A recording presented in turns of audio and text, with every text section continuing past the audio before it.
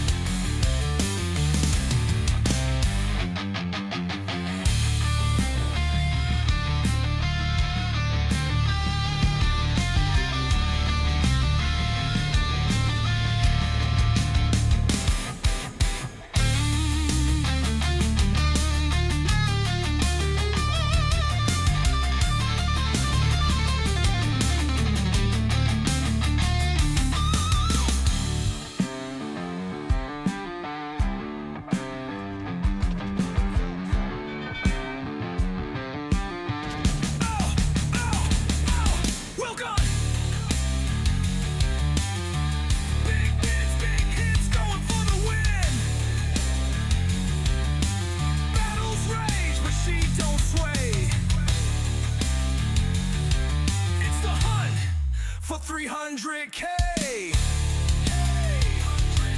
For 300K. 300K. Welcome to Montana Madness. Hello everybody and welcome back to World of Warships Legends. My name is Spartan Elite 43 and welcome back to some more Montana Madness. Boy, do I have a doozy for you guys tonight. But some people have been asking me about my build, so I'm just going to reiterate my build real quick. I'm running Azure Lane, New Jersey, full damage build with Arthas the Cold and Azure Lane, Colorado as inspirations. Arthas the Cold, his entire shtick is if you run a catapult fighter while the catapult fighter is active, you have a 20% damage boost, okay? Other than that, Flammable Cannoneer, Gyrating Drill Bits on second thought, and Don't You Just Love It with Fight Fire with Fire. We are also running AA Guns Mod 2, Steering Gears Mod 2, Concealment System Mod, and we are running the Legendary Artillery Plotting Room Mod 3. So that every 30,000 damage, not only do I get a better grouping, or sorry, better dispersion, but I also get more damage for every kill. So, anyway, with all of that being said, let's get to the gameplay, shall we? Alrighty, so we're going to be on Scandinavia, and we are in Montana. And you guys know that I hate this map. Can't stand it. But every once in a while, things play out, and you end up with some pretty insane games. And this is going to be one of those games. You're going to see me in chat quite a bit during this one. I'm actually trying to help my team. Not angry, nothing. Just trying to, like, stop people from overextending and, you know, trying not to allow them to fall into the trap that so many teams fall into. For those of you who don't know what I'm talking about, when you're playing this game and you start to push, at some point you're going to push to a point where you are now all by yourself. Okay? If you continue that push. We talked about this in the Ohio vid the other day, but you've got to understand that there is a thing called overextending, right? It's one thing to push your advantage, but you also got to understand when that advantage ends, right? And this is going to be another perfect example of that in the game. Watch what my team does early in this game, and watch what happens late in the game, okay? With all of that in mind, you're going to see my closest game yet to our 300K Hunt for the 300K game. I'm getting close, y'all. I can taste it.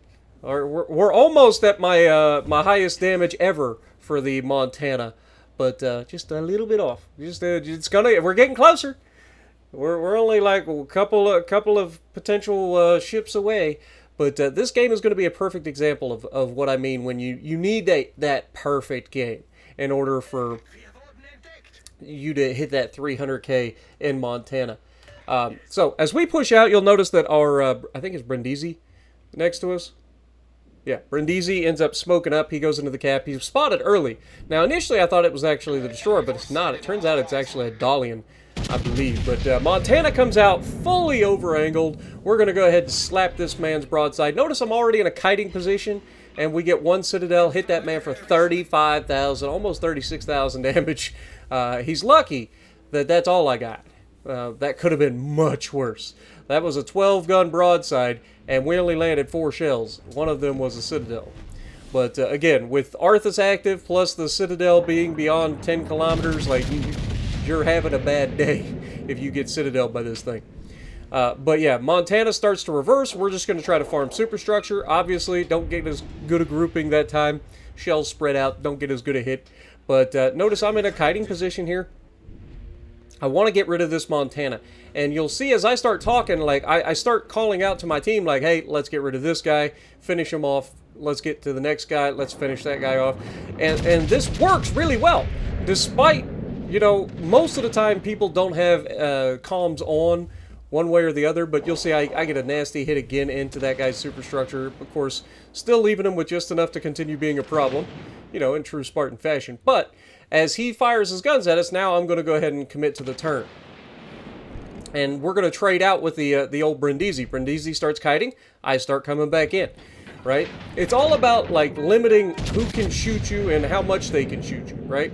Now, as you can see, their Dalian is taking some shots at me. I go ahead and hit the Montana one more time, and of course, once again, just enough to get away.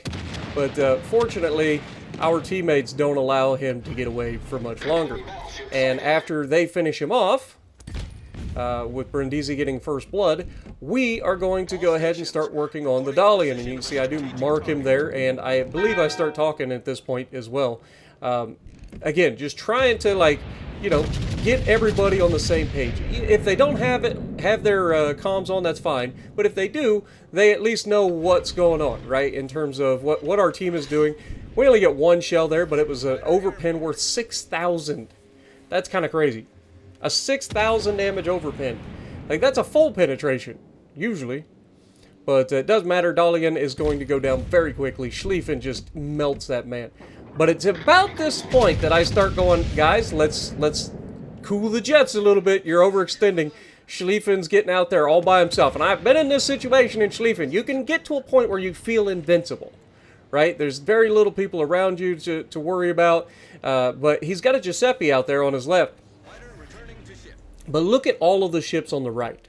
They've won their flank, mainly because of our team on the right flank just backtracking to the back of the map, which is no bueno, right? Which, speaking of, if you're in one of those 3 ships in the back of the right corner, I can understand if you feel like you're overwhelmed on your side, you got a destroyer over there causing problems, and you've got a lot of firepower against you. Because there was Musashi, there was 2 poisons, like, there's a Howden over here, and there's the British light cruiser that's not actually, it's Brisbane, it's not British, it's the Commonwealth Mino. But anyway, you guys get what I'm saying. There was a lot of firepower over there, and at this point, with Giuseppe running away, there's not a whole lot I can do to him. Like, believe it or not, he's relatively tanky as long as he's not broadside. So, yeah, not ideal. But Schlieffen, he goes full goofball, gets himself killed. And again, this is just one of those situations where you push in, you're doing good, and then all of a sudden you find yourself all by yourself. And I was trying to slow him down. I was trying to get in there and help. You can see me and the Brindisi are both coming back across the map to try to help. But I want you guys to pay attention, because he's not the only one, right? Now, as a battleship in this situation, I know my ship very well. There's very few ships in the game that I play on the regular that I don't understand the ins and outs of my armor, my guns, all that stuff, right? Like, if I play it regularly, I pretty much understand my ship, right? And Montana, with all of the Montana madness and all that stuff, I understand this ship very well. So I know what it can and can't do. And I understand what I got to do in certain situations to continue being a problem for the enemy team. And that's what we're going to have to do in this one. You can see I continue pestering the Giuseppe out there. We've got Preussens coming into range here as they're coming back to defend the Bravo cap. Right now, we are still in the lead. We have a 62-point lead, but that could vanish at any moment if anybody dies. But as the Giuseppe out here is full broadside, we're going to go ahead and try to lead him, get a shot. Then we're going to use the rear guns to try to shoot the Preussen as he comes across. Unfortunately, Preussen disappears just long enough for me to fire and miss, and so we're not actually going to hit him. But you can see all of the hit points out here of all these ships. But you also got to understand that you can't just sail into it, right? You gotta play smart. Limit who can hit you. And of course, Brindisi, after starting out so well, manages to go straight into a problem and get himself yeeted, getting himself depth struck, and now suddenly we find ourselves losing the match. This is how quickly things can turn, y'all. But notice that I'm not afraid of the Preußen's guns. Like, yes, they're 18-inch guns, but as long as you're not broadside, you're fine. Just angle. If you angle, like, he's just another ship. Right? And he only has 8 guns to shoot at you. They're very accurate, but he only has 8 guns. Musashi is another problem, because he overmatches. So as I find myself in a situation where I'm about to come out behind this island, I want to get as much damage as possible per salvo and be as effective as possible, but I'm also going to set myself up for a kite again. Zarki would be proud of these, right? Like, twice during this match I've set up myself to be in a kiting position, and twice during the match, it's going to pay off dividends, right? So, as we come around the corner, you can see I'm already angling. You can see Brisbane over there starting to shoot at me. There's a Howden next to the island in front of my teammates over there in front of Bravo. But at this point, my goal is taking targets of opportunity and turning their hit points into a deficit, right? That's what my goal is. Take as much damage away from my team as possible. Not necessarily as far as how much damage I'm dealing, but also how much they're shooting. Like, if these guys are all shooting me and doing very little damage because I'm angled relatively well, then they're not shooting my teammates, which gives my team the advantage. Now, at this point, I've already called out those guys in the bottom right corner of, like, guys, you understand that side has backed off. I need you guys to come back up and start helping with the team. Right? Now, we don't want to kite forever. We want to continue to be in a position to help our team. So we only kite until we realize that we have gotten to a point where we really are limiting ourselves in options, right? If we're able to shoot the enemy and not be shot back, that's great. But, again, that just means that these guys will be shooting your teammates. And these are a lot of big guns to shoot your teammates with. And I trust myself to get shot more than I trust my teammates, right?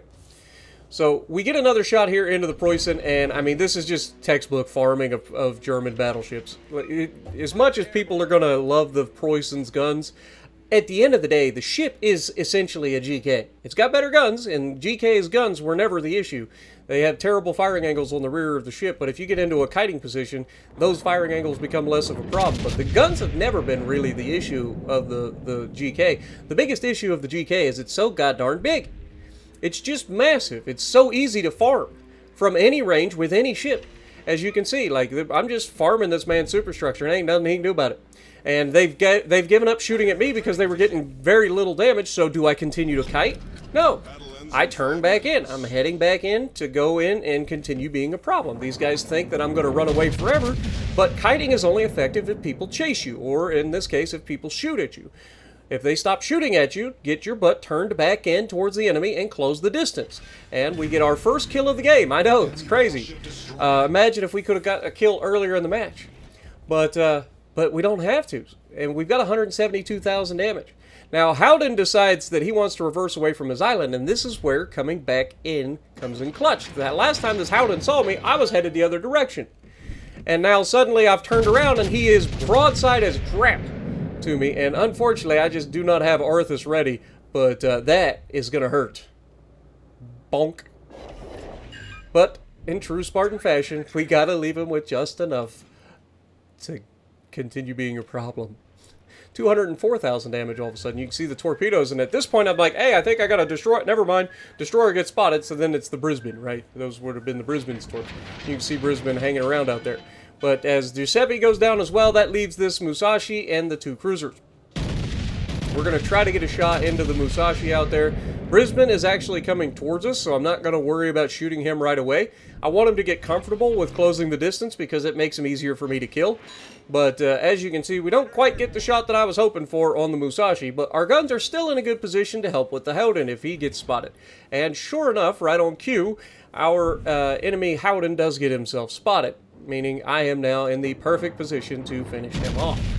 And so we get the front guns out, and those look really good, so I'm like, okay, I don't need to shoot them with the rear guns, so we're just going to hold, and then we'll use the rear guns to shoot the Brisbane. As the Musashi goes down, the Howden goes down, the game is almost over, Brisbane is charging forward, we're going to go ahead and take a shot at him, and to his credit, he gets real lucky here to not just be sent to the Shadow Realm, because that looked like it was tracking. But unfortunately, that is not what happened. But as he gets ready to go dark, I know where he's at, right? We're not crazy. So we just back the shot up a little bit, take the shot, and we slap him and citadel him. Now, I didn't look at what my range was to the target, and I'm going to continue closing against this guy, but because I just fired my guns, and you can see Howden ends up burning down our poison, that makes this game last a little bit longer. And guys, there's nothing more satisfying in this game than what I'm about to do. As a Battleship main, this is the stuff that you dream of. Front guns only. Boop.